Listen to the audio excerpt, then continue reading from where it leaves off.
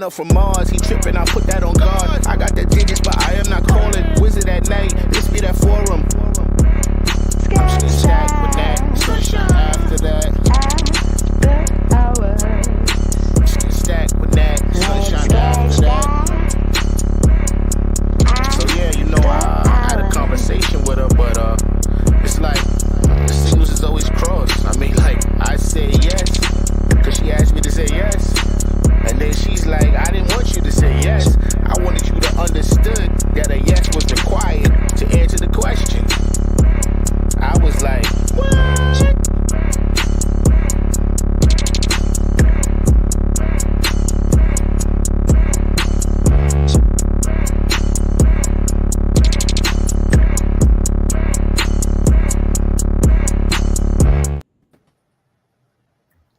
We don't get no. Hi, everybody. Good evening. Good evening. Good evening. Good evening. Good evening. Good evening. Good evening. Welcome to the spot, the Stacked After Hours spot. Tonight we are back on with Club SAH. And Club SAH, we've been having a lot of fun because we've been talking about events and what's been going on in the world, and then we also kind of intertwine some relationship stuff going on. So let me go ahead and introduce our panel. We have a interesting panel of very attractive brothers. Oh, girl, they're cute. They're cute. Ooh, they cute. Well, first and foremost, we have somebody who hasn't been on the show since we've been on YouTube, but he was with us in the beginning, Mr. Dennis Friendly. And Hello, he everyone. is important. Yes, he'll cuff you and stuff you. That sounds good. Next, we have our brother, our prince. Well, he's an educator. And he is about to celebrate a major milestone. And he is from North Kakalaki, Mr. Brandon Scott. Good evening. Good evening. Good morning.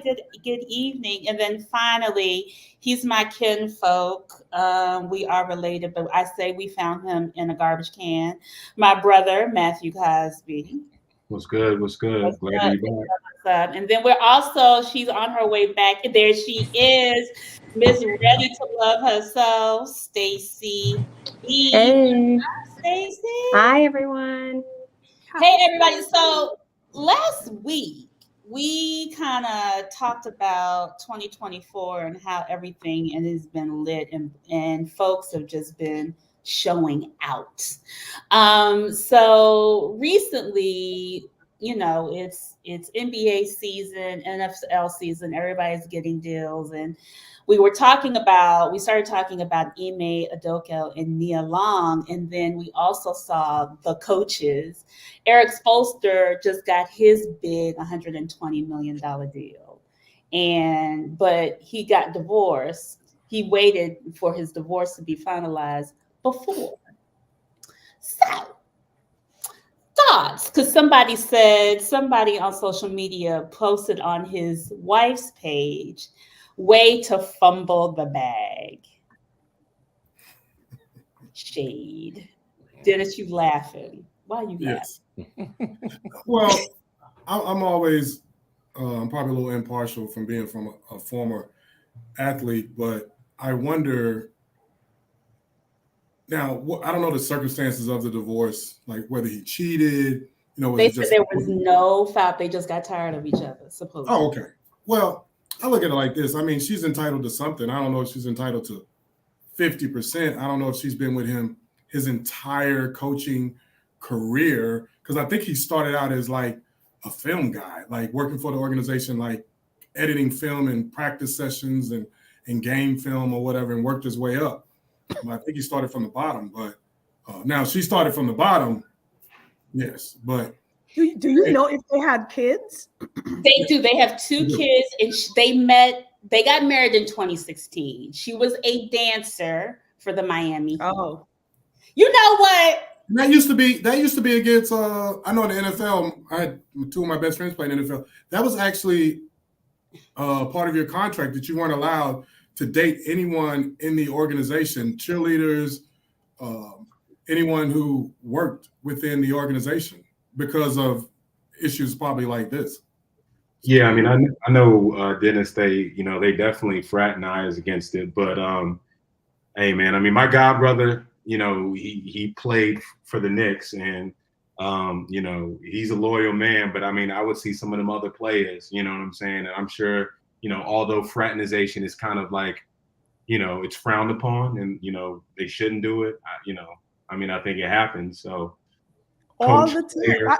And they all end up on Basketball Wives or some show like that, no? Oh, she Well, definitely had a show.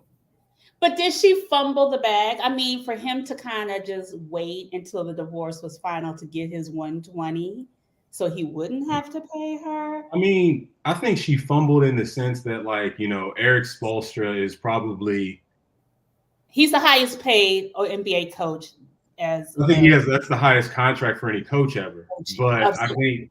I think like he's probably, you could say the best coach in the NBA for the last 15 years, including Steve Kerr, right? And I don't think she fumbled in the sense that, like, part of Heat culture is just like they're gonna look out for you. And this just goes back to my theory of Pat Riley is just a mob boss. Like, he just, I don't think this was an isolated thing. I think, like, Pat Riley was like, "Oh, you getting a divorce? Okay, we're gonna wait for you to settle that, and then we break you off your bread." Personally, so I don't think she fumbled the bag. I think that they were just more strategic about it than most people realize. I think that if you put it in the context of pop culture, that's what they would say she did. If you knew, if she had some intel that he was about to receive this high contract, why would your attorneys not stretch this divorce out so that you could get part of that? But let's talk about a bigger issue here. Let's talk about women always say they want equality and equal, right? But then you get with this man, that makes more, has more. Equal would be you leave with what you came in here with. You know what? If you're saying you really want equality. No, I'm saying, like, you saying you want Cut equality. his mic. Cut his mic. Because equality would be you leaving with half of what you guys built in the 7 years you were married. That would be equality. Whatever support, however it worked for them, whatever she offered to the marriage, you don't know what their arrangement is. It's fair for her to get it. I think, like, people who say, like, she fumbled a bag, only broke ass people would say that. Because what is she supposed to be, omnipotent? She's supposed to know there's this back alley contract sitting, waiting for her. I mean, like, how could you even fault her at that? And then at the end of the day, sometimes when it's time to go, it's time to go. I mean, the phrase "cut your losses" exists for a reason. So her statement to that, she's like, "LOL, I'm not going to address this comment as it pertains to my personal life choices, but as it relates to the general thought that I believe a lot of people have harassed me over the years." She's 36 years old. According to the crass, arrogant, uninformed society at large, women can't win. You can't be genuinely in love with someone successful. Mm-hmm. No, they're pretending, or they are in it for the woman. And if any woman chooses to leave her apparent successful partner, she's an idiot.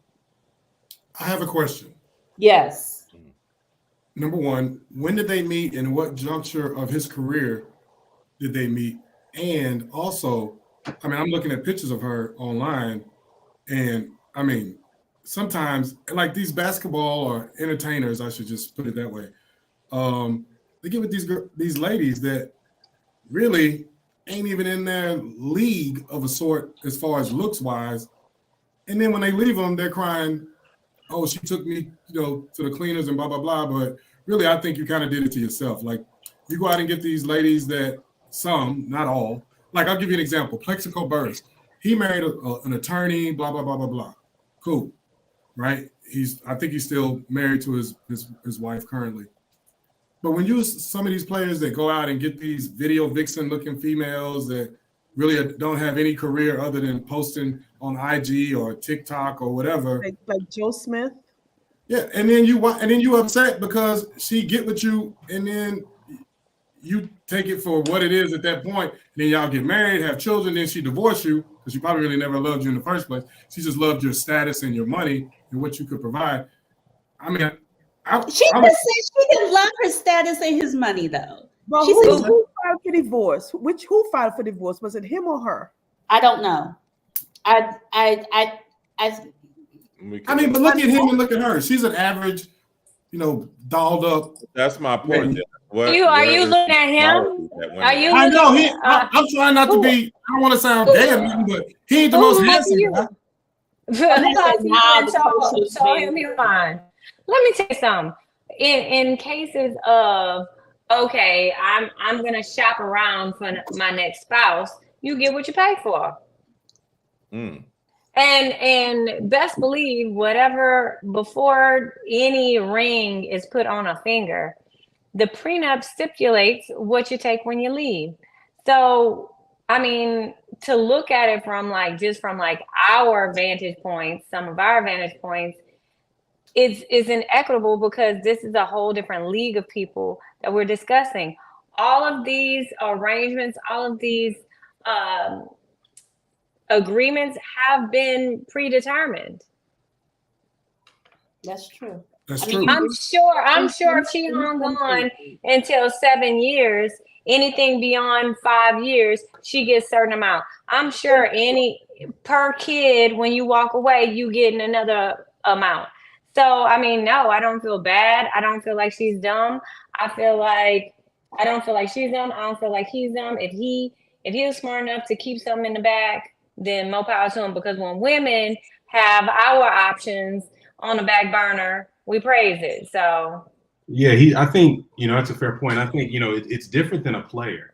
A player only they have a finite amount of time to maximize their value and their earning potential. With the coach, he's that's what I'm saying. It's a culture thing, right? Like they have jerseys the Heat do that's a Heat culture. Like I guarantee you, Pat Riley, the Mickey Arison, the owner, the GM, I guarantee they all conspired and were like, yo, we're gonna let you handle your shit, and then we're gonna take care of you after. Absolutely. Mm-hmm. So keep it on a low. Don't let it be a distraction. Right. Go out. Blah blah blah. We'll throw in an extra 20 million. Right. We'll lock you down once you got your. Absolutely. So let's flip this. So Dennis, you said women of influence. So when we look at Ime and Nia, right? She had the availability to get 50, right? 50 something, and she chose. I think she chose it was like 32 a month. She ended up settling on. They settled. Yeah, they settled somehow. Right. Yeah. Right. But she would the court was willing to award her 50 something, I think. So I guess my question is, it's just like, when does it become, I don't even know if it's equitable, but I think my question is just like, when does we talk about women and their power and so on, inequity, is it, Brandon, you were saying, would this be an example of where you think it would be fair and equitable as far as, because it's Nia Long and. Well, that's the difference when we were talking about equality, Dennis and I, she brought something to the table, right? So she already had her own money. She already had her own fame. So it was nothing that he was going to give her, and that she was actually more known than him. In the black, I think he was worth more. So he has more money than her, but I'm just saying, as far as like being black famous, she was more black famous than he was. Well, that's the thing. Like we think our stars are bigger than they actually are. What they are, you're exactly. You know what I'm saying? Like certain people, like Taraji is finding out she black famous. That's another subject. Very much so. But to your point with Nia, I think it is different. And I wasn't talking equality when it comes to a child involved. Now you have a child by this woman. Now you're going to have to pay, because that child does deserve the quality of life they would have gotten if that woman was with the spouse. I'm sorry, you had children with this woman. That's what it is. I'm saying when it's just a woman leaving with nothing she came in with, just herself and her Gucci bag. I'm sorry, but the example before, the woman had 2 kids. Nobody seemed to feel sorry for her at all. We didn't discuss that though. We didn't say that. I'm sorry. So we didn't discuss her children. She did have. But why are we gonna feel? Why are we gonna feel sorry? Why are we gonna feel sorry for her when it didn't come out? It wasn't like a tabloid divorce. It wasn't like, oh, he's cheated on her. He did. It wasn't anything that would emotionally connected, require empathy in that way. And I think, Nia Long with the dub, because they weren't married, right? They were just long-term partners. So, that's a good settlement to walk away with. So she's getting 32 on child support? 32 a month. 32,000. Yeah. 3,200?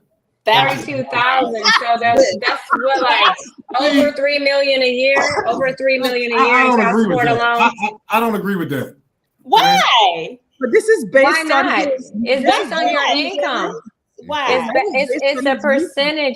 It's a percentage based on your Nia income. Long was not protected And she wasn't. because she was not What does that mean? No, it wasn't even that she wasn't married.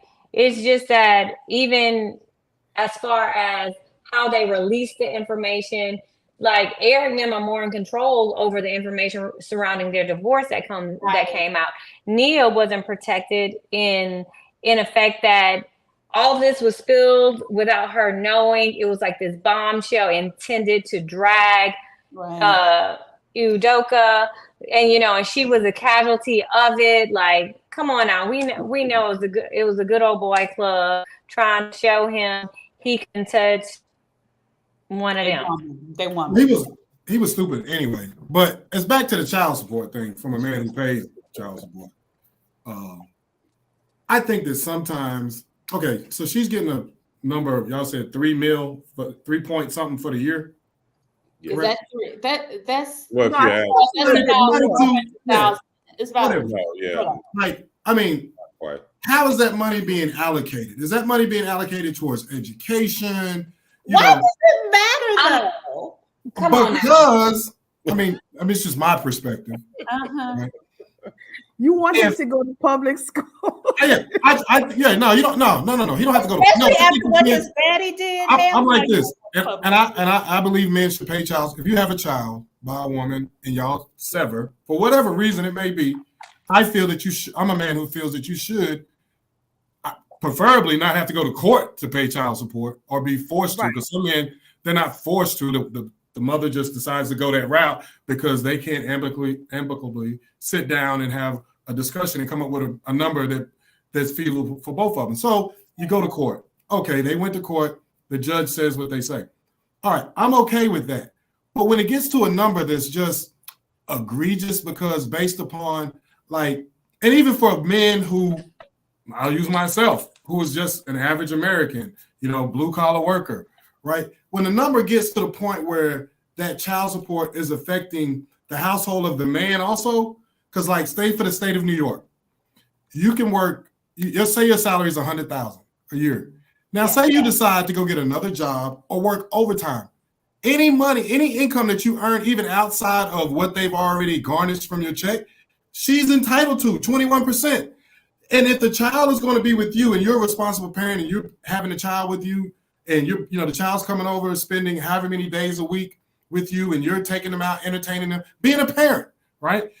You want to be able to have funds to be able to not only do for your child, but you got a life too. So how do you know the exact percentage? But this is but you are spitting crazy talk. You are spitting crazy talk because this man is earning nearly $4 million a year.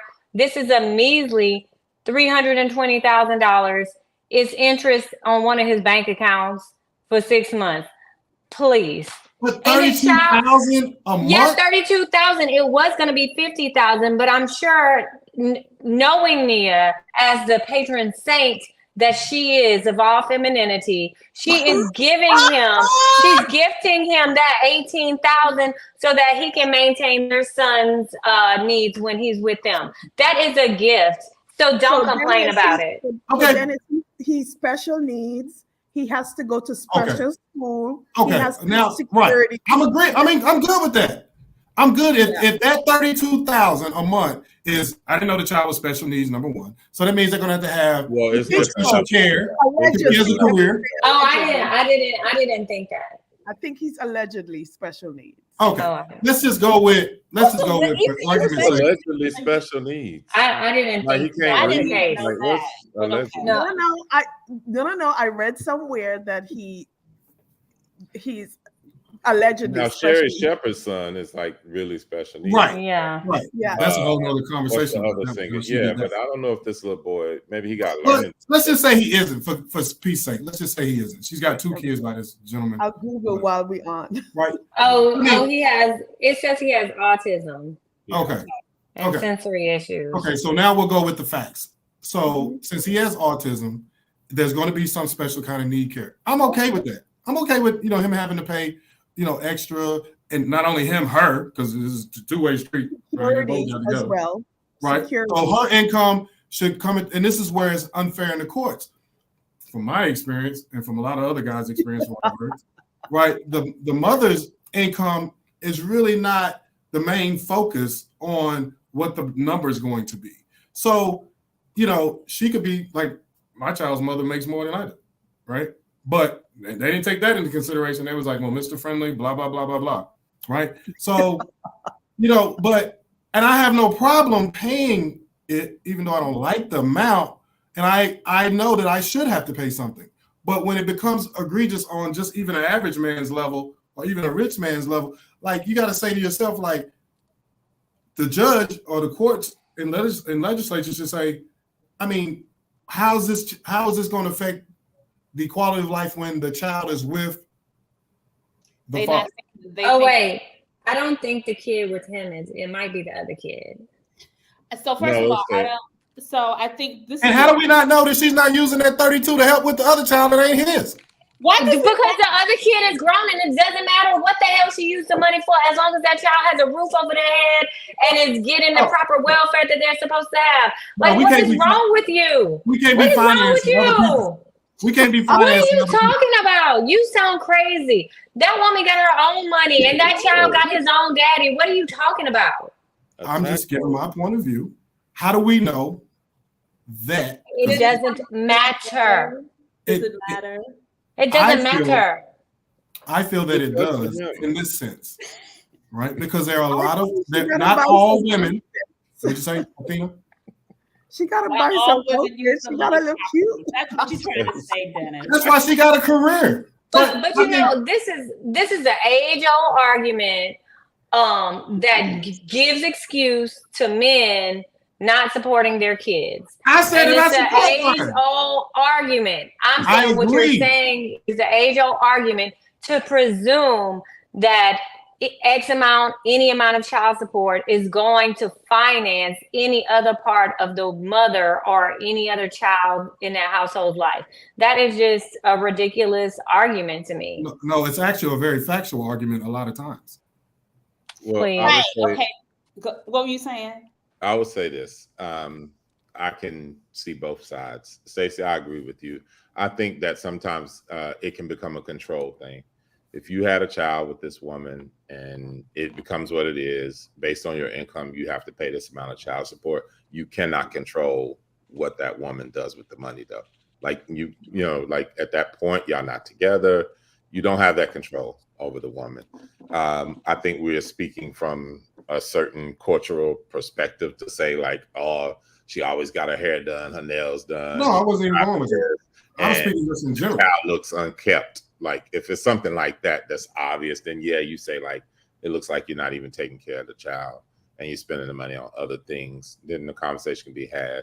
But to Stacey's point, men can't control what women do with child support money because it's theirs.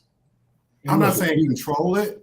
All I'm saying is that sometimes, first of all, I don't even think it's a cultural thing, because when I went to child support court, there was way more white people there than there was black, to be honest. No, I said the thought of saying what the woman is doing with the money. Yeah, well, when you said the hair, I thought you were going in that direction. But my thing is, I have no problem paying child support. Stacey, yeah, I got. Yeah, that wasn't directed towards you. Oh, okay. Yeah, I just wanted to put that out there to to the panel. So someone asked a really good question, like, what are you going to say about Kevin Federline and Britney Spears? Because he is taking Britney Spears to the bank. And I agree on the flip side. Like, I'm it should be equality. Yeah, I'm saying across the board, men, women, it don't matter. Like, there has to be a point where you, like, some of these astronomical numbers that men and women are getting for child support is like, it's not taking that much money to even like say you're like a rich person. Well, think about Kanye. He has to give Kim what, $200,000 a month. If certain money is being out, go ahead. I'm sorry. Kanye's been excused from the Black community. Bye. But I'm just saying, in general, I'm thinking. No, I was going to use Mary J. Blige and her. Oh yes, he's paying. I was going to say no kids, right? She's paying for his kids. That's wrong. That's wrong. And she's paying. But you know, $32,000 a month. But his little argument. His little argument was on some spousal support argument. Yeah. And Wendy Williams as well too. But I saw recently in the news a guy that's paying child support, and the mother asked the guy, "Can you buy your son a gift for Christmas?" And he said, "I give you child support. I don't need to buy the child anything for Christmas because you have the money that I give you in a month." Throw the whole man away. I mean, she did. I will speak on behalf of men that pay child support. I don't know if the other two gentlemen here pay child support. Not yet. Do you agree with that, Dennis? I am not in agreement with that. I feel okay. Yeah, I don't do that. I don't do that. I've never done that. I don't do that because the child didn't ask to come here, right? You as an adult made a conscious decision, right? And you were responsible, irresponsible, whichever way it worked out.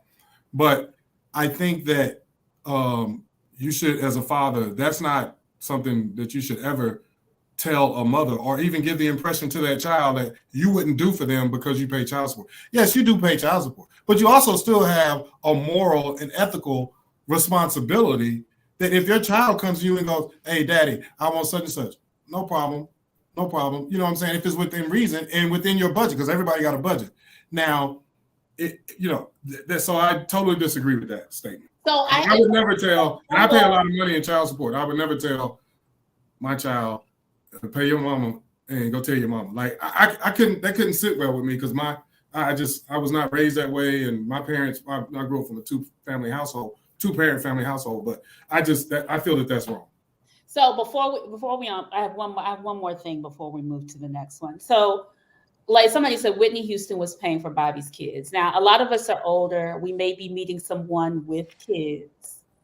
And would you she married somebody with kids. And let's say you were the higher income owner. You start to file together. That you commingle. I'm not saying y'all will commingle, but it could happen. Yes. That's a tricky thing. It's a tricky thing. For those people who have kids, and those, Stacey, I know you have kids. How, and I know you have your own business. And if you become the Brady Bunch and let's say you earn more than him, but he still has child support and his income technically goes up once he marries you. How do you deal with that? I mean, I wouldn't want to see my stepkids out there going without while me and their dad and my kids are living the glam life. I mean, it's capped in Texas. It's a certain percentage of your income, so it damn sure ain't gonna break me. Okay. Matthew, Brandon, how does that work? I know y'all don't have children, but y'all marry someone with kids, and let's say the father has custody. That probably wouldn't be a marriage for me. Yeah. Let me mute that. It would not be a marriage for you. I probably wouldn't marry a woman with kids unless the father was deceased. Oh. Okay. I hear you. Like that. Like if they're young kids and the father, I'm a little older now. If they're young kids, like, let's say between 5 and 15. They're not like close to getting out of school. Like, I don't know. I don't know if I could deal with that. I don't know if I'm built like that. To deal with that father and the schedules, and like I've seen it. I got friends that deal with it, but I don't know if I'm built the same. I got you. To deal with the blended family. Dennis, what about you and your blended? Could you do a blended family? Oh yeah. I mean, it wouldn't faze me, but when we would get down to the finances, I think we would have to sit down and have a discussion as to how can we control, because it's like you said, it's going to be now, if we combine incomes, if we decide to file taxes together and now we're, combining incomes on paper, we're going to have to sit down and have a discussion. I have kids, she has kids, but we're going to have to see what's the best way that's going to be financially beneficial for us as a family, is the way I look at it. Like, I don't think it's something, I wouldn't want to jump into something and next thing you know, my check is getting garnished, that more than what you expected. Not even more than I don't want none of it to get garnished, but I I will say this: I was in a marriage at one point, and she had her kids. It was more like a Brady Bunch type of thing, like you kind of said. And when we got a divorce, I learned in the state of New York, even though she's getting child support and from the fathers, that you still can be liable if you decided to take on a financial, I wouldn't call it a burden, but a financial aspect of that child's life. Right. Responsibility, yeah. You paying for their gymnastics, you're going to continue to pay for it until they turn 18 or 21 or when they quit the sport. Like, I didn't know that. I was like, well, hold on, what? But luckily that didn't happen to me, but there were some things that came out. And each state is different, have different laws, but I think you have to sit down and have a discussion to find out. So you were married to a woman with multiple fathers? Yes, she had three. God bless you. Well, everybody deserves love. Everybody deserves love. Right. She didn't have to be Coretta Scott King, did she, Dennis? No. I'm an old country boy, I keep it simple.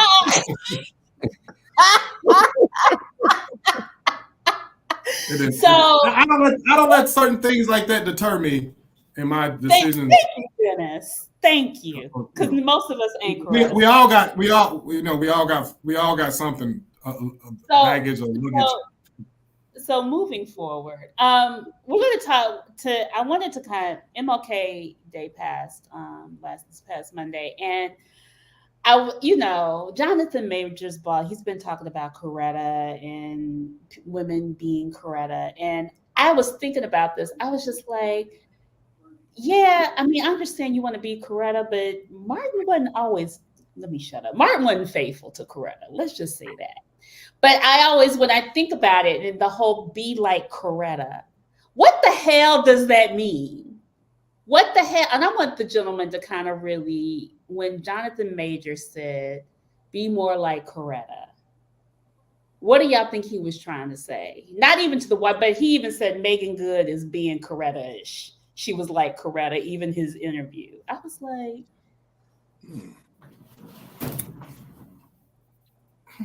That's a struggle for me. Go ahead, I'll let you talk.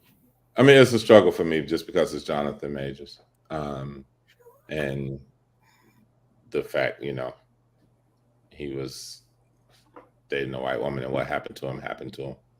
And then he told a white woman that, like, I don't know. But he even said, even when he started dating Megan Good, he was just like, she is giving me Coretta. Yeah, but as I said before, telling that to a white woman versus saying that about Megan is two different things. Yeah. How would you want somebody to tell you that you're like, I don't know, Eleanor Roosevelt, I don't know, something. Yeah. Like, I want you to be more like that. How would you feel as a Black woman? Well, we've been told that to be more in our nature, more like what is perceived to be, a white culture our whole lives. So to say that it was unfair is not Not cool to me because I think it was totally fair. If you want somebody dignified, give them an example. Yeah, but what I'm saying is you're not dating a white man that's telling you that. Are you? Society, I think that's a huge difference. society has tried to chastise Black women since our birth here in this nation to make us less Black and more, I did tell me. whatever else. But Give me some examples. so I want to kind of, so when you think about the whole Coretta thing, I think it's like a sense of purity, right? Purity, respectability, whatever he wanted her to be, or so on and so forth. But I remember, even when I think about it, I was like, is it like, I want you to be exceptional. I want you to be the exceptional woman, which is Coretta, Michelle, Eleanor Roosevelt. I don't even know, but I was just like, what is that idea? And I think Jonathan Majors, outside of Jonathan Majors, even outside of that whole idea, but the whole idea of making sure that Black women are I want to say women, but especially Black women are exceptional to be accepted. Is that what he was trying to, I guess, portray in his image? And not even with the white woman, but especially with Megan. I'm even looking at him and Megan's relationship. Are you asking the guys? Because I don't think any one of us know what Jonathan Majors was trying to do when he said that. I don't know what he was trying to do. I think that was late Matthew. He's closer to his age. What did you say, Brandon? I said late Matthew addressed it. He's closer to his age. Yeah, I'm an OG compared to him. Yeah, I don't really know, what his angle was. Like, I think, I don't know what that means. I think it's kind of unrealistic and unfair pressure. I saw somewhere where he said, I didn't hear the audio, but I saw a transcript and I saw an excerpt from the transcript that said, like, oh, I'm a great man and, I'm doing great things. And I don't know, like, sounds to me like little buddy's a little insecure, right? And so I don't know, which I get. I mean, he's an actor, he's an artist. That kind of, I mean, we're all insecure on some level about something, but that kind of, there's like a through line right there. So that makes sense. But it's been hard for me with him, and I don't know what he meant by that. You know what I'm saying? And I think like, I don't know. I have trouble like kind of like distilling that comment and like really understanding like his true meaning behind it. Even when he says it to Megan, to Stacey's point, like I understand like the racial aspect of it, but like even if you say that to Megan Good, like, right, like what does that mean, bro? Like what? Like I think Coretta Scott King, the Jackie O's, I would even say the Michelle Obamas, like that's of a generation of a time that has long past us, dog. We live in a different world now, even than like 10 years ago. And Coretta Scott and all them were like 70 years ago, right? So like, I don't know. Is it about the Black woman's purity? Like Coretta, outside of Megan, I feel like there is a thing where Black women, in order to be accepted, there has to be a sense of purity that we present. I'm saying we pure. What does that mean? I don't know, but I feel like that's what when people think of Coretta Scott King, they think of an angel in a way. Like you don't hear anything bad about Coretta. So, Natalie, I think I know where you're going. And we see it a lot of times where a lot of women and even friends of mine, people that I'm around, that come off as this pure, oh, I don't talk about sex. Oh, don't talk about that. Oh, I only do this or that ever. And they're presenting as if they are so pure and they are so clean that they can't do, those things are frowned upon or whatever.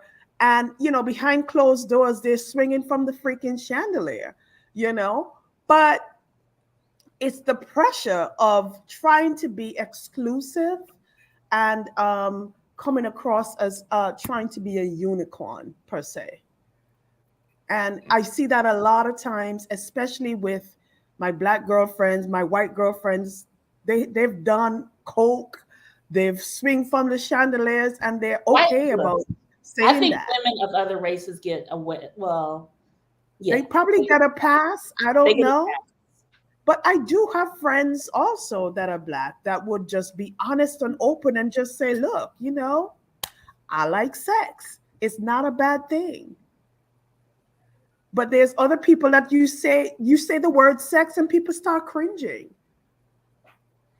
Well, I think you have to look at it from this perspective. And it's probably more so on Black women, but it's on Black men too. When Yes. each of us do something individually, it's viewed as a collective group. Oh, Black women do this. Oh, Black men do this. Yes, I agree. Because of that, our history in this country and the world, to be fair, like I've been all over the world. Black people are treated horrible all over the world.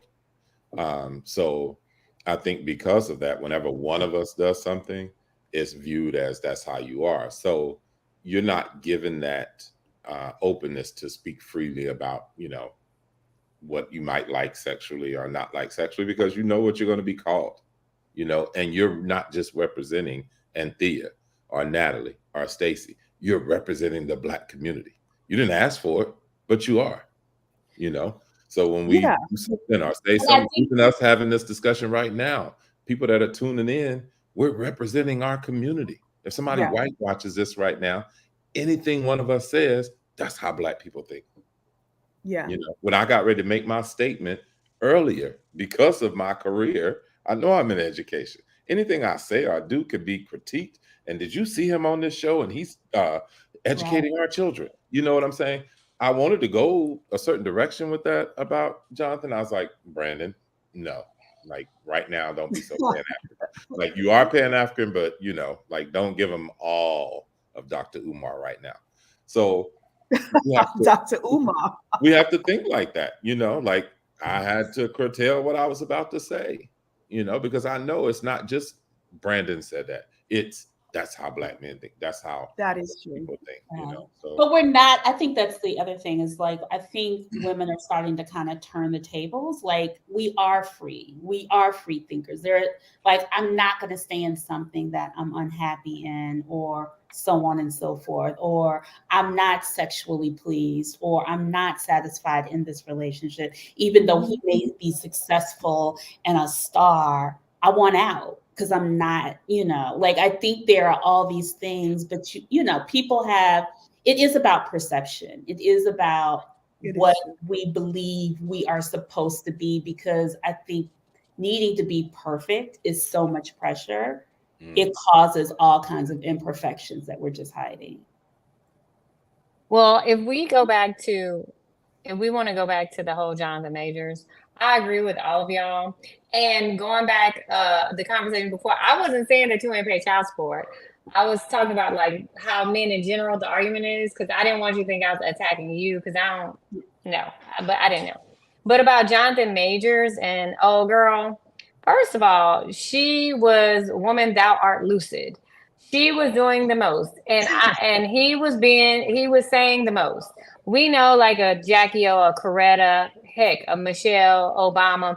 Those are like untouchable, prized women who set the bar. They are the bar, they're the table, they're everything. We know that. So if anyone tells us you need to act more like this person, that means that you are extremely in the trenches, one step from hell, and you need to come back up above onto the land and act like you got some sense. In this case, allegedly, old girl was having these drunken fits, showing out, embarrassing him a time or two in London, everywhere. And here he is. I think like he was being dramatic, like I'm a good man doing good things. I think he was saying that because he had all of these opportunities that because of her, ultimately because of the actions he was trying to correct with her, made him lose all of the opportunities. So, but can we say why stay with someone that you have to constantly correct, or you want them to be something else in the first place? Access. I think he and I won't categorize all black men that date white women, but in his particular case, I think it was about access, what he thought he was getting access to or learning about. Couldn't have been much, because have you seen what she looked like? Well, not only that, Never mind. Let me keep my mouth shut. Like, no, I'm just curious because, like, what access did she have that he couldn't provide for himself? That dude was on the way up. You know what I'm saying? So, like, I guess where I don't like, unless I just, and maybe I need to do my own like research on who she is and the circle that she keeps. But this ain't like a Rich Paul, like Adele situation. And Rich Paul don't even need Adele right now, or like a Rich Paul before he got with Adele, when he was dating Tobey Maguire's ex. You know what I'm saying? Like, I don't want to, like, what, like, maybe you know, Brandon, like, but I don't know what access she might have possessed that would have made him think she was that, a like, dancer. No, she was a dancer. Yeah. And when I say access, you're thinking like she's going to get him a gig or something like that. That's not what I'm talking about. Access to whiteness, proximity to whiteness. Oh, well, yeah. And I think that's what sometimes when you date, that gives you. So look, I think there are some of us, men and women, who date white or whomever to either water down the gene pool or whatever we want to do to get closer to whiteness. And we already said that Jonathan Majors, I think he's an ugly sexy, but he's interesting looking. So it could be a lot of other things that come with that, but I understand what you're saying. I appreciate the clarification.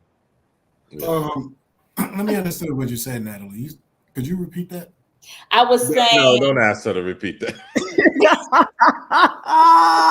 No, Natalie. Like Jonathan Majors isn't ugly, sexy, and sometimes no. Before that, about the dating part, about the dating the white ladies or whatever. No, I'm saying we date other to have water down the gene pool. Right, certain looking types of children, especially if we feel like we were not accepted on how we were looked growing up.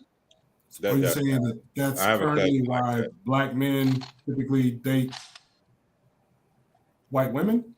Or I didn't say women white women. I all other women. I didn't say just white. I said other. Well, we have. I would like to say we have beautiful kids within our race. I don't think we have to go outside of our race. I mean, Natalie, I understand what you're saying. I understand that people have, issues with self-identification and their own coloristic views of how they see themselves and how they'd like to see their kids, because what might be perceived as beauty and acceptance. I get that. I understand what you're saying. Yeah. Absolutely. I mean, I agree that there are some people who probably do that. Absolutely. One of my frat brothers texted me and said, "Who is the light-skinned chick?" And I wanted to say, which one? All three of them light-skinned. He's probably listening right now. We know which one they're talking about. We know exactly. It ain't me. Spoken from a man who dates. That's what he texted me. And that's what he just asked me. He's watching the show. That's what he wanted to ask. I date outside of my race, so I date. I'm like the United Nations. So you've been a time. You take everything. Right. So I don't really. I think love is love. I think it comes in all different colors, sizes, and shapes. Mm-hmm. I dated women who were a size 20 down to a size 2. Somebody said you a Renaissance dater. Yeah, that's what you somebody said that. Yeah. So, but I think you like what you like. Some black. We have to say it ourselves as black people. Some black women like a darker or lighter version of a man, right, within our race. And vice versa. So I think. Dennis, I know. So I wanted to say that comment. What'd you say, Brandon? I didn't know where you were getting ready to go with that comment. I was. Okay. And I wanted to just point out with Jonathan Majors' transcript of what he was saying to his girlfriend. I think he came across as a little bit, although insecure, very narcissistic. He thought very highly of himself and thought that he was, I guess, more powerful than he really is.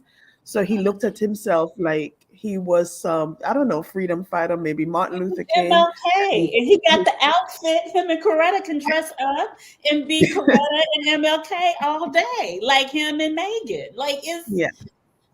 But the other thing too, I understand the exceptionalism that we as some Black women sometimes try to strive for, just so that we can stand out or be the unicorn amongst the group or amongst our people, because that's what we may have been taught to do while growing up. I'm not sure why, but some of us are.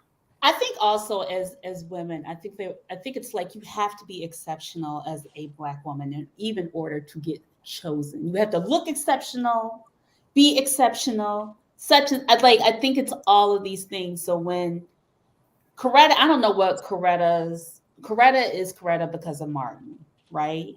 Coretta is Coretta because of Martin, right? So I think the whole thing is it's just like be exceptional, be quiet, be compliant, be the things that Coretta represents. Yes, Dennis. Well, I'm gonna say this because you mentioned something that I experienced while dating. I like Black women to just be natural. Like I ain't one of them weaves and eyelashes and all that type of guy. Like if whatever your hair length is, go with that. Like you ain't gotta add nothing. All right, let me take my braids out. No. I understand. You gotta get the braids out. You might have just came from the Caribbean or something. But what I'm saying is, like, I think a lot of times, and I've spoke to this with Black females, and they're like, "Oh, you don't."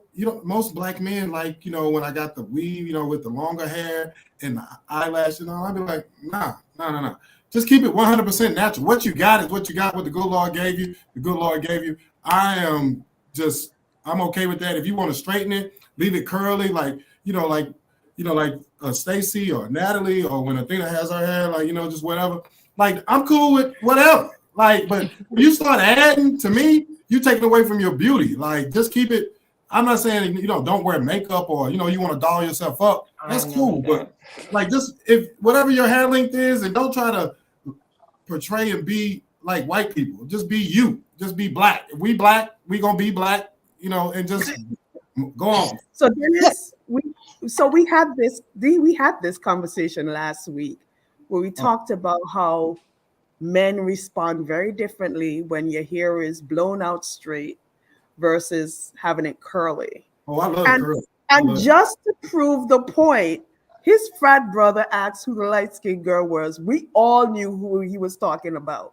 Well, of course. But that might be his frat brother's preference now. He may like light skin. I might look like his cousin. How do you know who he was asking about? I might look like one of his cousins. He might even talk about Natalie or you. No, what we're trying to say, and this is no bias, jealousy, nothing like that. But we always know who they are talking about. We always know. Just FYI, because it's the same profile. Now you're stereotyping. But it's the truth, Stacy. If all Randy, who was your friend talking about? Now I'm curious. I don't know. You want me to don't answer that. We know, Natalie. But the thing he might like light-skinned women. Like, No, I might look like his cousin or somebody. He might be double checking to make sure I ain't her. Brandon, ask him, Brandon. Ask him, I'm Brandon. not hating on you. I'm not hating on you. You're a beautiful young lady. I think you are. And I applaud you for that. But we always know on every show who is going to get picked. Based on listen, baby, listen. That is not a bad thing, Stacy. That's a good thing. Listen. If I'm getting picked today after I done had a long day and then cook these kids this food and don't have any makeup, then I'm good. Then I'm happy about it. Make sure it's me. Hold up. Never mind. Make sure it's me. Stacy, I can guarantee you at the end of the show, all of us are going to get a text about who you are. I'm gonna tell you this right now. I accept referrals. He texts me back. But and Tia, to your point, because I want. I didn't say nothing. Hold on. I'm talking about something else. I'm trying to help Dennis out. I want him to quit calling you What did he call you? The Renaissance Theater. Who you Yeah, talking what did Dennis call Anthea? He called it Athena. Athena. You know I'm country. Brandon. I'm sorry. You know you country, Dennis. Athena, like the Greek god. Nah, you good, man. I'm just messing. You got it. No, Stacey, he was talking about you. Okay, but it's probably because I said some craziness. It was probably something I had my foot in my mouth about. Anyway, but before we move on, wait, Natalie, before we move on though.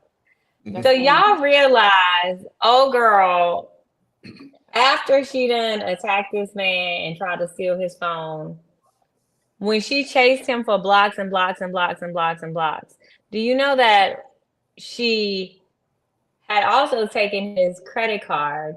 She stopped outside a bar where some gentlemen were, and she treated them in the club to bottles and bottles and bottles all night long. Meanwhile, Jonathan was scared for his life and in a hotel room. He came back to his home the next day and found her asleep in the closet with no clothes on from the bottom. They ran train on her? Well, I don't know what they did, but she spent all his money on. She was so injured, she went to the club when she couldn't run no more, when she couldn't chase this man anymore. I think also there's a couple of things that he said that made sense. They left the car door. A black man can't call the cops on a white woman. Right. Bullshit. Bullshit. Like that little boy. Yeah, I got it before. Said no bullshit. Don't call. I'm calling. I didn't call it before. Well, maybe we should say famous black man. Famous black. He's like, okay. So it didn't go well. Moving forward, Matthew brought this up to us in the group chat. The code. So Lupita. Were they friends? I think they were friends. They were all friends. Lupita, I'm making this up. I may be making this up. Lupita, Josh Jackson, and Jodie Turner. Mm-hmm. Now Lupita is supposedly dating her ex, and we always like, what is the code when you date within a circle? What is the code? And I asked this because as Stacked After Hours is technically, a lot of us in here are single. And as you start to move and navigate as we get older, your circle gets smaller. There's probably less people who are single. So what is the code? What is the code when you actually cross paths with a friend's ex and you want to date or somebody you're cool with? What is the code?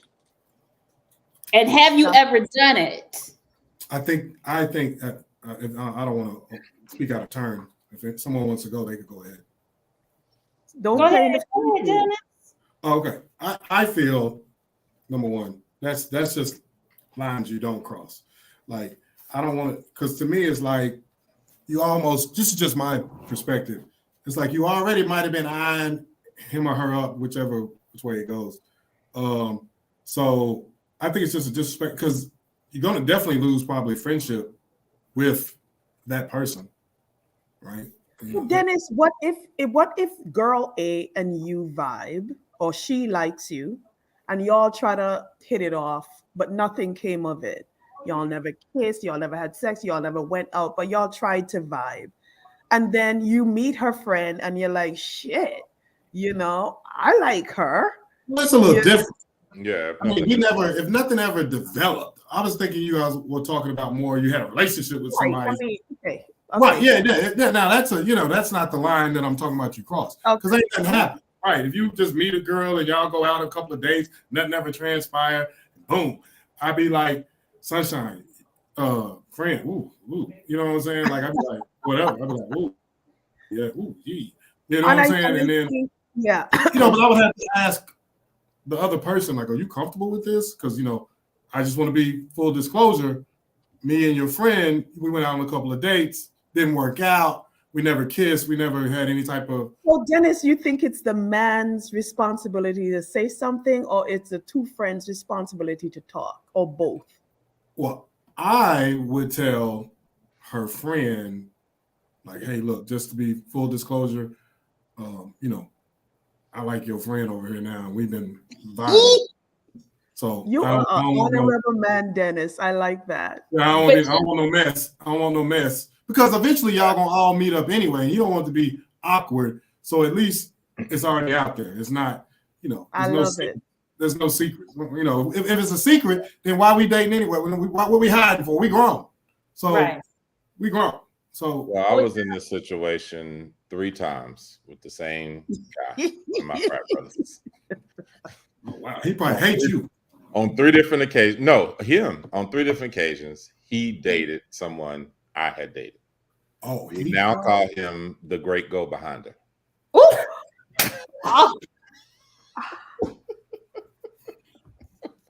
He gets your sloppy seconds. Is that what you're trying to say? And I don't know why. I think that's intentional. Chooses to do that is very strange to me, but I agree. 3 women. Yeah. Knowing that you dated them, or he didn't know. Oh, very well knew. He knew. Oh, wow. Yeah. Yeah. He's strategically playing that one, Brandon. He might not be your friend. I don't know. We can rock. I don't think yeah, I don't think that's your friend. Yeah, it's a little strange. It honestly doesn't bother me because other than my ex-wife, So is that who's off? Wait. Is that who's off guards for all? That's friends? who's off guards for all men. You ever claim to have been my boy, and you try to holler at my ex-wife, we're gonna fight. But Brandon, what if you get married and she found love with a friend? You get married to somebody else, and she has found love with somebody you know. She better unfind it. Oh. Oh damn, Brandon. Can't be controlling love. She better let that love go.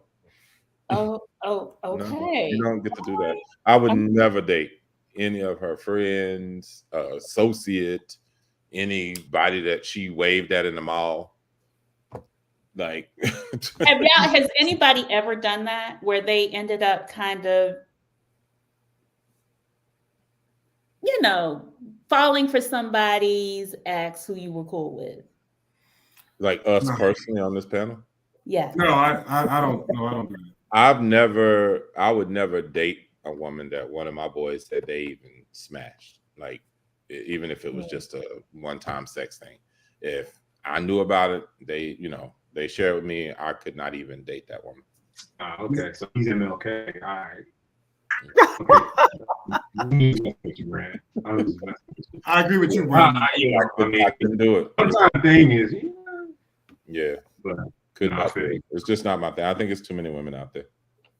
I agree with that point. I think overall, getting back to the question about the code, like, come on, man, like somebody who's married, they got kids, or even if they don't have kids, or they're not even married that long time or been together for a while, whatever the circumstances may be, I just think there's too many fish in the sea for you to be, like pulling from the same pond. You know what I'm saying? So I'm just saying the older we get, Natalie, sorry, but like, you know what I'm saying? Like the world is too big. Listen, we are growing. Like, yeah, as we get older, our circle gets smaller and technology gets better. There are ways to find someone else there. I'm sorry, they're just I can't, like, there are ways. There are ways. Like, I get it. Your circle gets smaller. I get that from a generational, like I hadn't really online dated like that or used the apps like that. I've dabbled every now and then here and there when I've been single, but you know what I'm saying? Like, you just gotta brush your phone off and get back on, or just try something new. Because like, I think the pond, there's too many fish in the sea, to Brandon's point, for you to just go back to who's in your circle. Maybe it's time to expand your circle. I sometimes, though, and I'll play the devil's advocate here. I mean, I agree with you, Matthew, but I'll play devil's advocate here. Sometimes you want what you want, and you and this person are more compatible. How? House You know? Wayne. Well, one thing, too. It comes at a cost. one thing Yeah. that happened. You have to understand that. Go Yeah. ahead, Stacey. One thing that happened with me was a couple years ago. This girlfriend, and I'm using that like loosely, of mine. She had gone out of town and had it was some I don't know what she was on, but anyway, so she met this guy and she came back and said, "Ooh, girl, da da da da." So I let it slide that time. So then she came. I just thought she was geeked because maybe somebody gave her some attention, whatever. So then she came back and told me again. She was like, "Well, I want to see him, and I like if I can get him to come over." Like it was like on some other stuff. So that is when I had to extend to her the disclaimer. Hey, this guy and we never officially dated, but we hung out a couple of times, like probably for like a year and a half. Also, y'all. We're friends. No, that's not what I'm talking about. Y'all. We were friends. What kind of friends? You know what, y'all? Friends.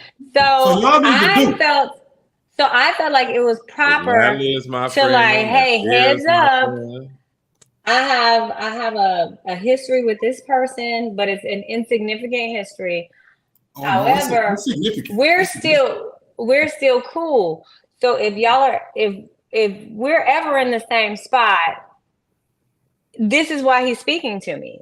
Like this is probably Stacey, why. are you saying that he's off limits to your friend that liked him? No, I was giving her my blessing. I was like, I don't have any dealings with him now, or it's nothing like that. And because it was an insignificant, friendship. Wait. Stacey, was it insignificant to you, insignificant to him? Yes. Okay. So you are actually it sounds like you were giving her a disclaimer. Yeah, disclaimer. Like, No, this is my disclaimer. Hey, but if he walks up and you right there and I'm right here, I'm pretty sure he's gonna probably give me a hug like he just saw me yesterday. And you don't want her to feel any kind of way. Right. Got you. Well, I mean, you did the right thing. She ultimately got like, we don't even speak anymore. I think like that was. Why don't y'all speak anymore? I have no idea, but I feel like that played a part in it because I don't think that he like entertained her in the way that she wanted, and which was also a reason why I was kind of like allowing her to save face or whatever, because I mean she was like very enamored with the person, and I know this person, so I'm like, that ain't what it's gonna be in my brain. You know what I mean? Yeah. How close of a friend were y'all? It's very loose, very loose. Oh, okay.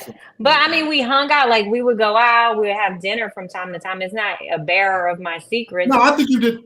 I think you did the right thing. I was just trying to figure out the dynamics of y'all relationship. I'm not a kiss and teller, and I also don't feel like it's not my right to share someone else's personal business, because just as much as that's my personal and private business, that's his too.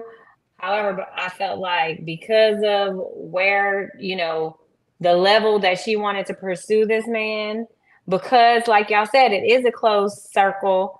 Like if anything ever came out, she would feel totally betrayed by me if I hadn't have, given her the disclaimer up front. But Stacey, I'm sorry. Me and you like, I come and tell you I like a guy that you like. Wouldn't you just be clear enough to be like, look, I know you like him, but I think he likes me like that. I don't think he's going to give you the chance. What is wrong with saying that? But well, at the time, because it was already put to bed. Like we didn't carry on anymore. But you told her that if he sees That's you what out, we're gonna call it now. No, because in case she wonders, how do you know him? I was just telling you that I liked him, and now I saw y'all speaking because we're cool and we're friends. Well, y'all was a little You more than told friends. her based on the fact that you felt like y'all could be out somewhere and see this man, and she'd be wondering how you know him. Well, that part, and also if it were ever a question, like I don't want a guy to be the one to tell the girl, "Hey, I used to have a little thing with your girl." Like that would be like, Stacey, why didn't you tell me? That So I agree with. obviously, I just wanted to do the mature She thing. was right. She was trying to be. You were trying to be upfront Yeah. in your own way about it. Yeah. But you knew he still had feelings for you. But No, you he didn't. don't have no feelings for me. I'm saying we're cool. We're cool. So like if you think about it, like say the following week, and she had just been, you know, divulging all of this information to me, and she doesn't even know that I have a personal relation, like we're personally friends, and he sees me and he's talking to me about something that happened 6 months ago when we were out somewhere, and she's like, "Oh, you let me tell you all that, and how did you know this person?" You know, like I didn't know you knew him.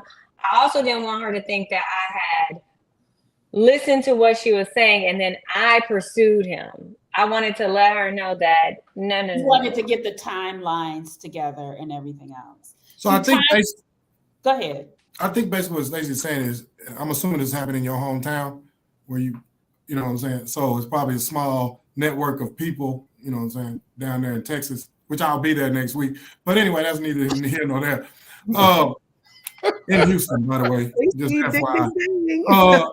But I think what you're trying to say is that you wanted to give her, since it's kind of a smaller town and everybody black know everybody kind of sort of thing, and you wanted to let her know, like, hey, look, just give you the heads up.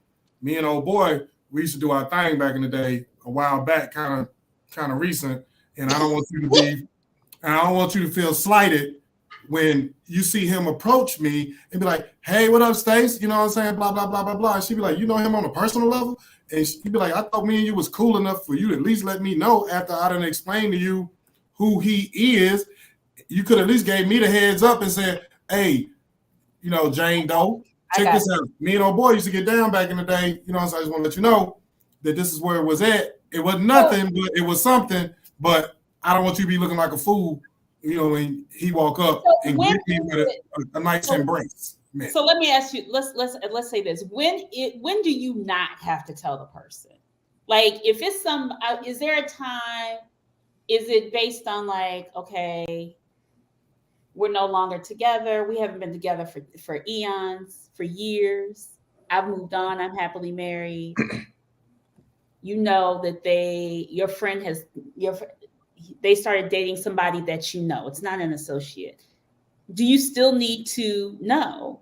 Do you really need to know? Like when does it not matter? I feel like after I'm sorry. No, go ahead, Stacey. I'm sorry. I feel like after that experience, I ain't telling nobody again.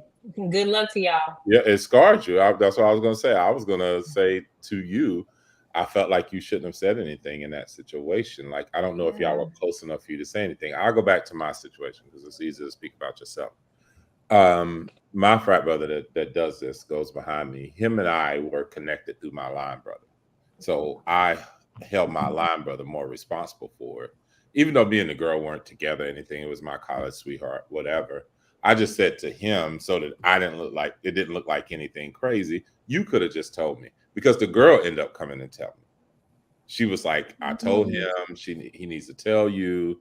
He knows what, you know, my relationship was with you or whatever. And I didn't want this to be funny or weird between y'all, you know, as frat brothers.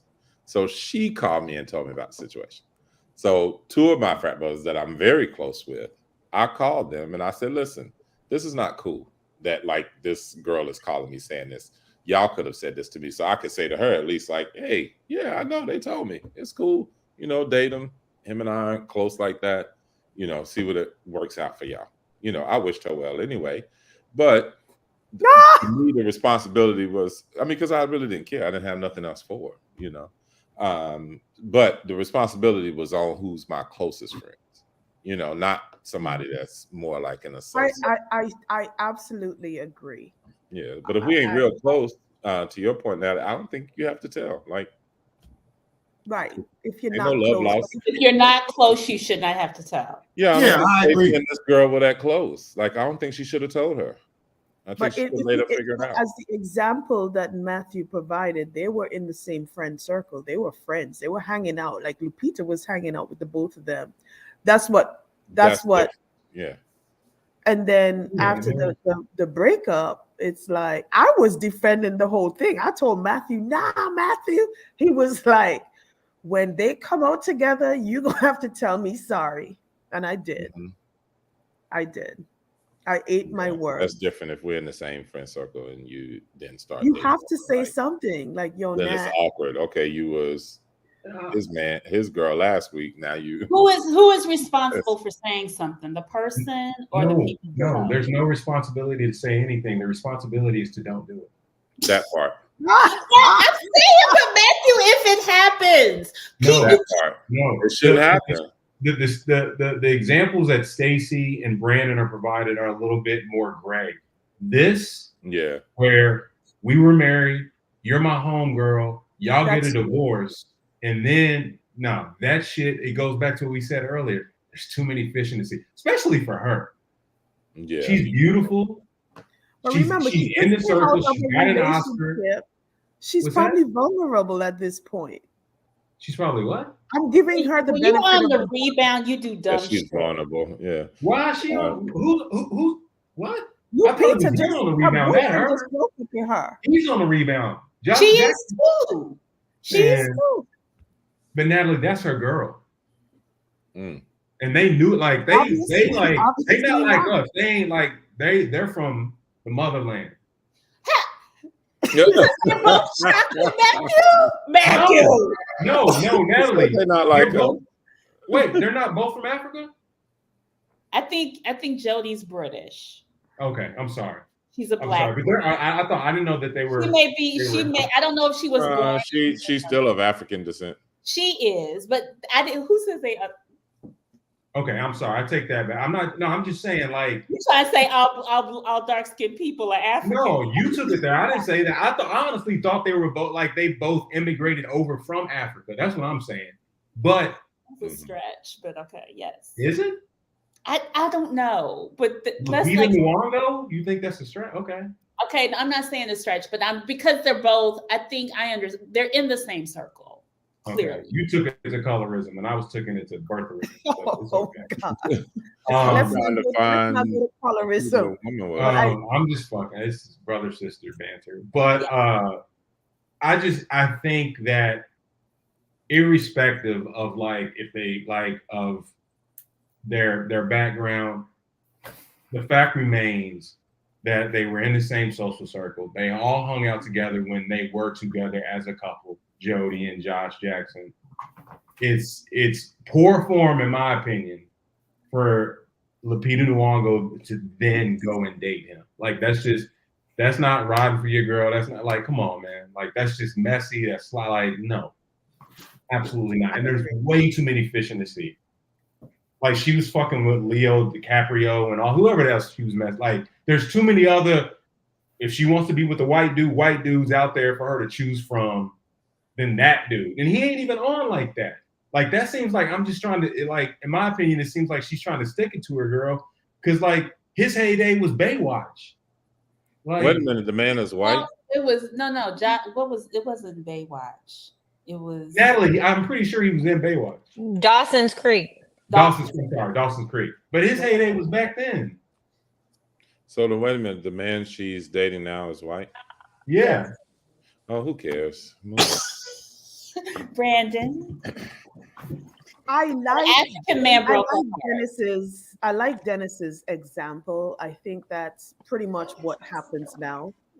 As our circles get smaller and smaller, we tend to kind of meet the same people. We're not necessarily in any relationship or anything like that, but we may talk to each other or may have gone out to dinner or something like that and realize, oh my God, oh, you my homegirl? Oh, okay.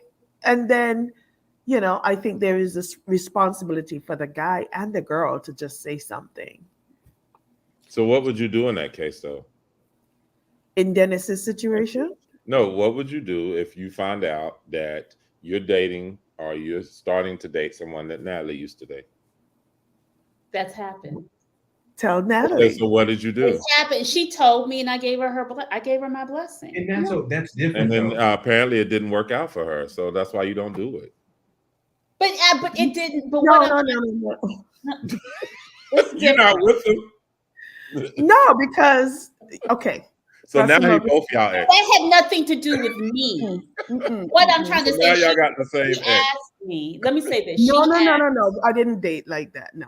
No, but what I'm trying to say, she asked me. I was like, yeah, of course. I mean, look, I've done it. I did it in my younger. I did not ask her, and it did mess up our friendship. I'm gonna say I did do that.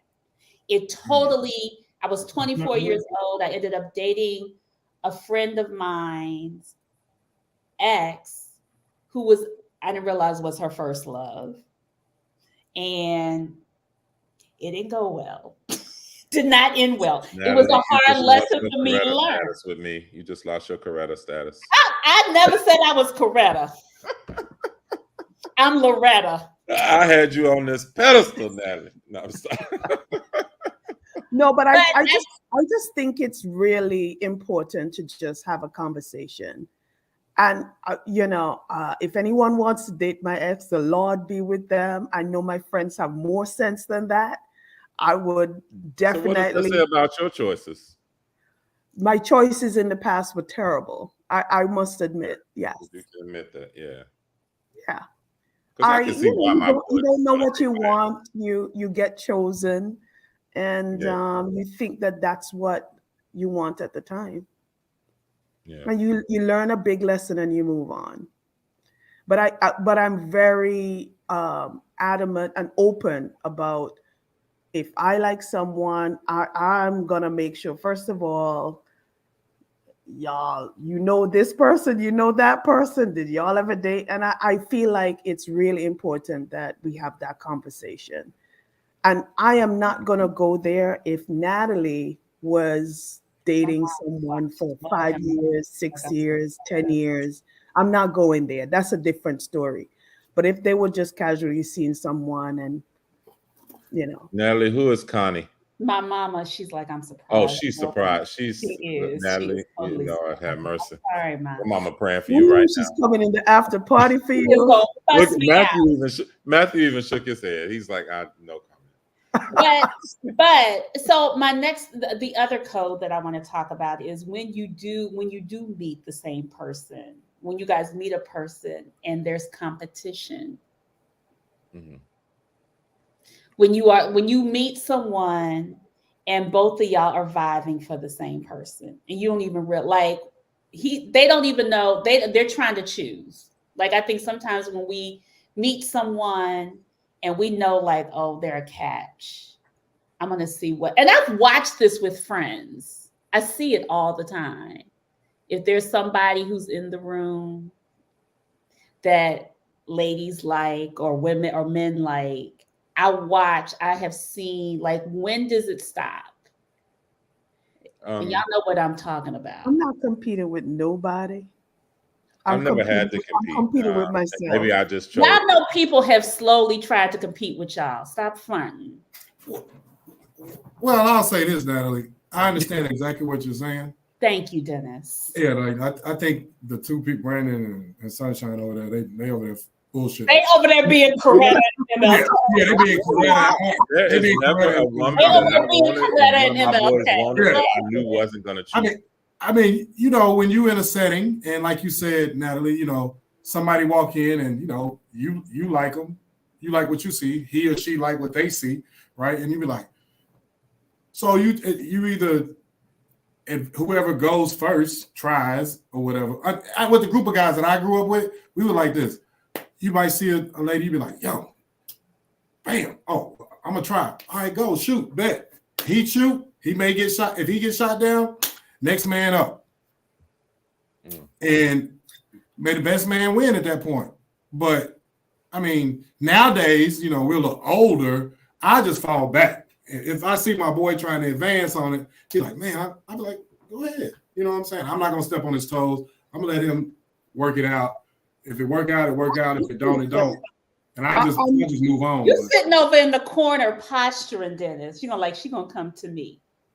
No. I'm saying I won't step on his toes. I'll let him go first and let him, if it work out, it work out. But if I see he trying to holler, I probably won't come back behind him and go unless it just pan out that way. Like the night just unfold. We wind up engaging in conversation somehow. And then, what I'm saying? He would respect like, well, I tried. She didn't want me, but obviously you got it. Whatever. Best wishes. You know what I'm saying? So Natalie, I'm not going to sit here and act like I'm not aware of what's going on, but I'm very easy to talk to, and I'm very easy to make friends. I'm very friendly. So I have no problems going into a room with a lot of men and just start talking, whether I like them or not. After I speak to them, I'll be like, oh, he was really cool or whatever. But I'm not going in looking for the other girls around to see what my competition is. I'm competing with me. So I'm talking to people, getting to know them. Yes. And then now, have I had competition or had I had women quietly competing? Absolutely. How did you handle that, Anthea? I just go do your thing. I'm not pushing up on anybody. First of all, I know my limitations, number one. Number two, I'm going to go wherever I am and I'm going to have fun, no matter what. Mm-hmm. And if it turns out to be that we click or we mesh or whatever, then that's it. But I'm not competing with anybody. I don't think any of my boys would ever try to compete with me. They know they're going to lose. Well, that's a different story. I'm being honest. And they probably would tell you the same thing if they were really being honest. A lot of them, they're like, no, that dude's going to win. Just because, kind of like you, Anthea, in that sense, I have the gift of gab. I'm going to spark their interest.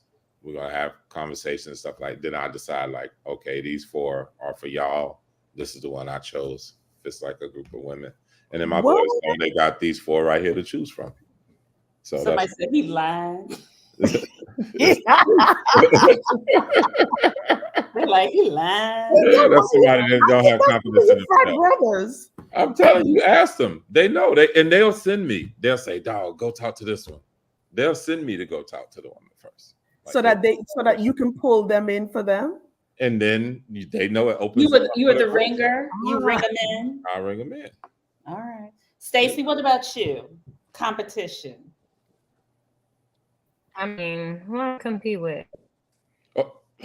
I'm like what your mama just said. Your mama said it a little while ago. They got too many men out there. There's too many other people out there. Yeah. I don't think people may not be. I think what is people see you're getting attention and then they have to insert themselves. Is that not? That happens a lot. That's the competition. It's actually underlying. It's not necessarily. That happens a lot. They basically see the attention that you're getting and they insert themselves. I've been in situations where that's happened, but luckily for me, my immediate friend circle, my close friends, we don't even like the same kind of guy. So it's I mean, we're not even seeking the attention of certain guys. So in my immediate friend circle, it's not even a competitive thing with each other. We're just too different, you know what I mean? And we like different things. So Natalie, how do you deal with competition? I ignore it. But you know when it's happening. I know when it's happening, and I usually just let them have it. Or I just walk away. I just ignore it. I'll be like, girl, whatever you trying to do, go on, have it. Have at it. It's not even exactly. What's the point? If you need that from him, you need that validation sometimes. Go ahead, go right ahead. Because that's probably not who he's going to choose in the end anyway, to be honest with y'all. I don't know. I just think I'm like Natalie too. I be pressed like that. I mean, it's cool. It's and Anthea, it is what it is. Mhm. I'm not. Yeah, but what if competing. it's somebody what if it's someone that you connect with and vibe with, Like you really like. that you really like? You know what I'm saying? Like you like digging this gentleman. Like, If I'm digging someone and I feel like there's a connection with him, but he's allowing the interference of other attention, then I'm gonna just keep it on move too, because that just means that it's gonna be problematic. He may not even be acknowledging. Let's just go with he's not even acknowledging that attention, but this other person is constantly, coming in, trying to come in the back door, as we say, right? And he's like, not even acknowledging their existence for that matter. Because, you do have that sometimes where people, do things, it's like King George said in a song, you know what I'm saying? Women can do things that make you just to grab your attention, so. Like, so somebody else throwing their draws at him. Not literally, but yes. Figuratively, yeah. Yes. And these days, literally, honey. Right. So, you know what I'm saying? I don't have any panties on. Like, yeah. Right. Whoa. Right. That's right. Say you digging him though. Like you vibing with him and y'all, you're like, wow, I haven't met a guy like this that sparked my interest like this in a very long time. Like, this is kind of like the type of gentleman I've been looking for, and now you got that extra person or extra women, like. I mean, because they see the same thing. And we don't be concerned with other women like that. We're not concerned. I feel like I can't see any of the other two ladies here really being thrown off or caring about somebody else and what they're trying to do. You competing with me, I'm competing with you. Look. Which want me to be mad about it? Thank you for letting me know I'm making a good choice here. Because unlike Natalie, I don't want you to be fine ugly. I'm done with ugly boys. No ugly sexy for you, Stacey. No ugly sexy. I want sexy, handsome sexy. I don't want ugly boys no more. I'm a reformed ugliest. I like the sexy nerd. I like this. I like the sexy mathematician. That's cute to me. No, you got to be a fine on fine. Thank you. That's all I'm accepting these days. Well, see, Natalie, I had to call the hater out. Well, beauty's in the eye of the beholder, so. Well, guess what he gonna know? He gonna know he all the way up here from looking at him in my eyes. You bark up a tall tree, don't you? Mm-hmm. Yeah. How tall are you, Dennis? Tell her how tall. Oh no, I'm just 6 foot. I ain't that tall. Oh. Oh yeah, you're short. Well, what was that, Anthea? You said, "Oh." She told me I was short. Wow. I'm just working. I mean, like average. Yeah. Not American man standard average, but So Stacey, what is your average? Okay, now we get out of the. But what is your average height? Yeah. What's the average height you usually date? I don't know. I mean, what's the most consistent number? Mm-hmm. I'm not a heightist. I don't discriminate based on height though, so it's just gonna look crazy if I say it. Okay. I've dated 5'7", 135 pounds wet. Oh no. I've dated that small and dated your son. Did you say? Well, see, that's my thing. I feel like if my kids, I don't want you to be smaller than my children. Well, how tall are you? Little.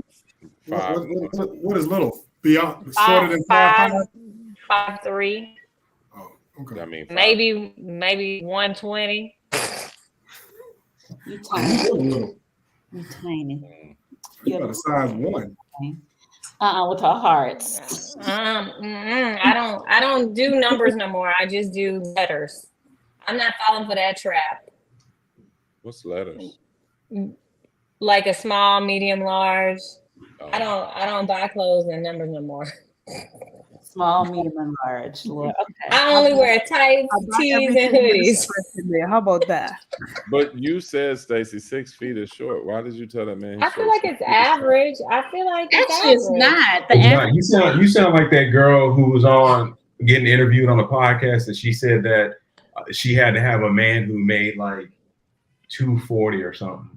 Like, yeah, that's crazy. It's like 5'8", right? Like 5'9", 5'10". Yeah, that's. So if you got somebody, I think you're being generous. No, I'm not. It's like 5'8". They little. Shorter than that. Yeah, I think the average. Maybe. That's what I'm saying. 6. And let's be honest. Like, people be like adding 2 to 3 inches when they look, when they guess. So like, you might think you like, I need to do 6'3". He might be 6 feet, but he's 6'3" in your eyes. Oh. No, that's not in my eyes. 5'9" in America is the average height of a yeah, it's 5'9". Well, I would say tiny. 6 feet tall. You say what? I just think it's. I would say 6. I wouldn't say it's like crazy tall, but it's like that's tall. Most women are not 6 feet. Most women. Most women are not 6 feet. So 6 I would feet. hope You not. are, Well, yeah, first of all, you are as tall and as short as your mind to me. That's true. Lies. Once the In my mind mind, is, I'm 5'8". that is big cap. But Lies. no, that is not. That is not. I That think it's is a not. cap. Let me say this, Lies. Anthea. I think it's a cap for men. I don't think it's a cap for women. I think that's a It's cap not. for y'all. I think they believe. I got a best friend who's recently was married 15 years, recently back on the market, and he says and he's a good looking brother, and he says that the amount of girls who have told him, well, I usually don't date dudes under 6 feet. Like I think it's y'all might be on that Coretta mindset because Martin was, you know what I'm saying, but.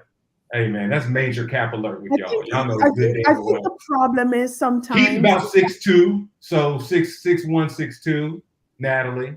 So yes, Keith is 6'1". Yeah. What I find interesting though is when you tell a guy the truth and it's really the truth, they go and go and go until they try to find something to negate what you're saying. As real as you can get, they don't believe that you are as real as you say you are.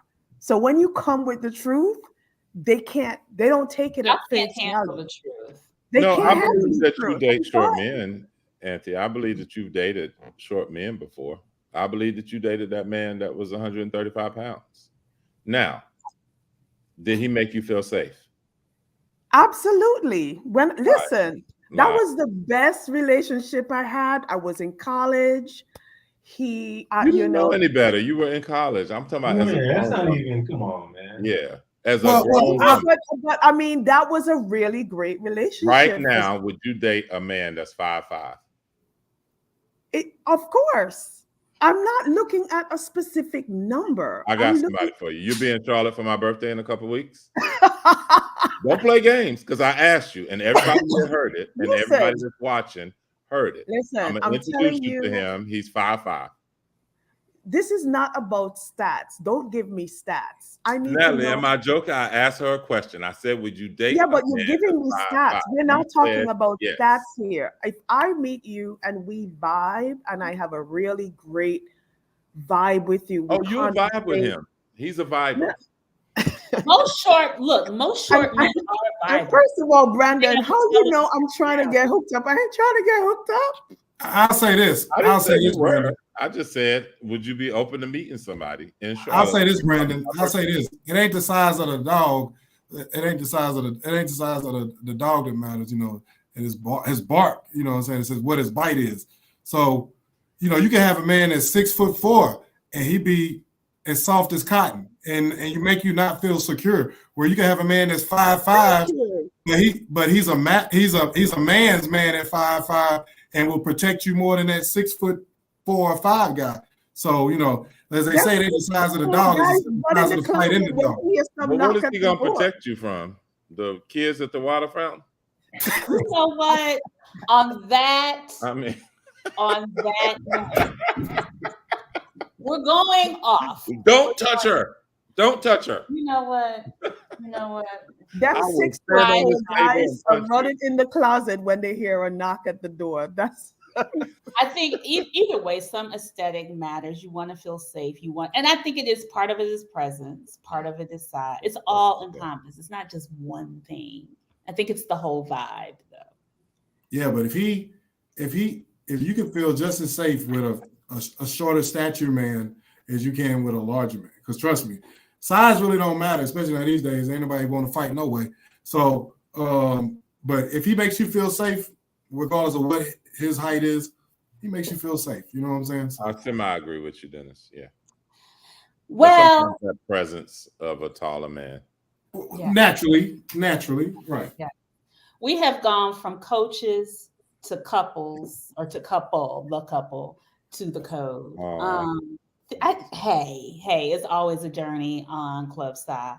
I want to thank you guys. This has been interesting, especially with the code conversation and what do you do as we date in circles. And that's also what this whole show is about, meeting that person. So if you do find somebody in your circle that you like, and you know that they're dating someone else, what do we do? You let them know? Or as Matthew says, don't do it. Or as Stacy says, tell them, but don't ever tell them again. As they says. Yes. Or there are enough people in the sea that you need to widen your circle. Whatever it is, just have integrity on how you're moving at the end of the day. I want to thank you guys. Come into the after party. Thank you, Dennis. Thank you, Stacy. Thank you, Brandon. And thank you, Luke. And of course, thank you, Sunshine. This was fun. We got lost in time, but whatever. Come into the after party. We're there. We'll continue the conversation. Thank you, everybody. Good night. See you guys next week. Good night.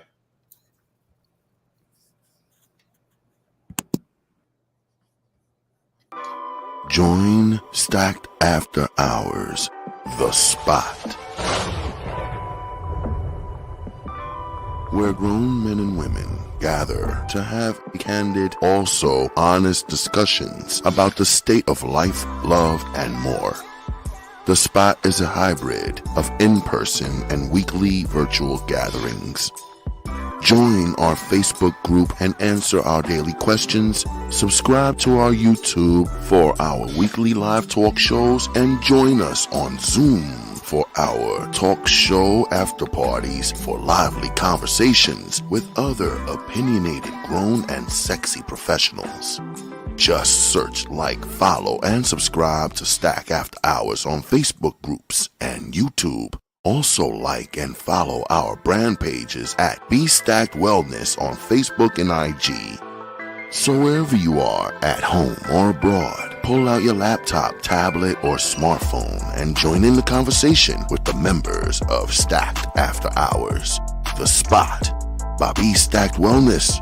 See you there. As you know, and if you are new to the Stacked family, we always keep our conversations lit and enlightening.